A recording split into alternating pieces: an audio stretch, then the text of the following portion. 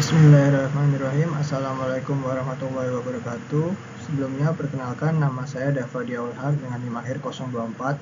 Saya akan menjelaskan deformasi gelombang dan bangunan pemecah gelombang. Gelombang di laut adalah pergerakan naik dan turunnya air dengan arah tegak lurus permukaan air laut yang membentuk kurva grafik sinusoidal. Umumnya gelombang laut terbentuk disebabkan oleh angin.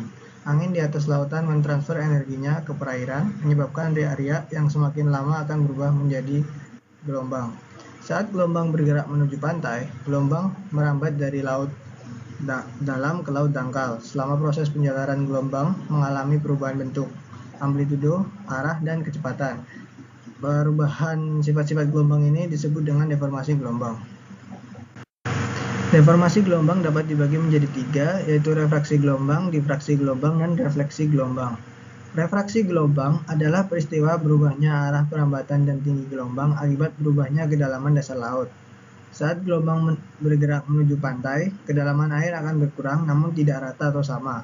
Karena sebagian gelombang masih merambat dengan kecepatan gelombang laut dalam, pada waktu masuk ke laut dangkal, gelombang akan merambat lebih cepat pada perairan yang dalam dari perairan yang dangkal, sehingga puncak gelombang membelok dan menyesuaikan diri dengan kontur dasar laut.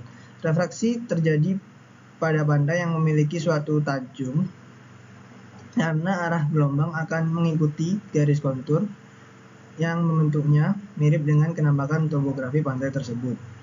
Difraksi gelombang, fenomena di mana gelombang laut melengkung di sekitar rintangan seperti pulau atau pemecah gelombang dan memasuki daerah terlindung di belakangnya. Difraksi terjadi apabila tinggi gelombang di suatu titik pada garis puncak gelombang lebih besar daripada titik di dekatnya, yang menyebabkan perpindahan energi sepanjang puncak gelombang ke arah tinggi gelombang yang lebih kecil.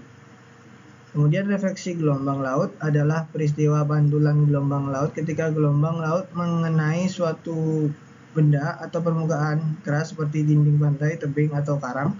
Refleksi ini dapat memantulkan sebagian atau seluruhnya dari energi gelombang laut yang datang dan menghasilkan gelombang laut baru yang bergerak ke arah yang berlawanan dengan arah datangnya gelombang asli.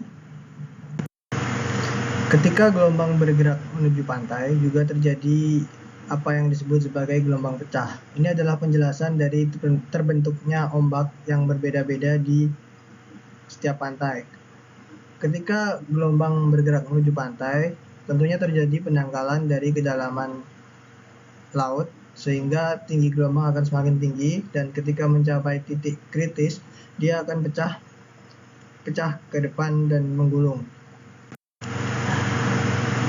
Gelombang pecah dibagi menjadi 4. Ini berdasarkan dari kelerengan pantai. Pertama ada spilling breaker. Ini terjadi di pantai yang relatif landai. Kemudian ada plunging. Ini terjadi di pantai yang lebih miring. Kemudian ada surging. Ini terjadi di pantai yang sangat curam.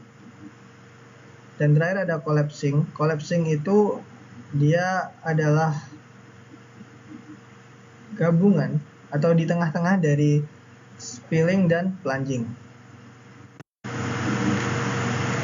Breakwater atau yang dikenal juga sebagai pemecah gelombang adalah struktur bangunan yang diposisikan sejajar dengan garis pantai dan dibuat di perairan laut untuk melindungi pantai dari dampak gelombang laut.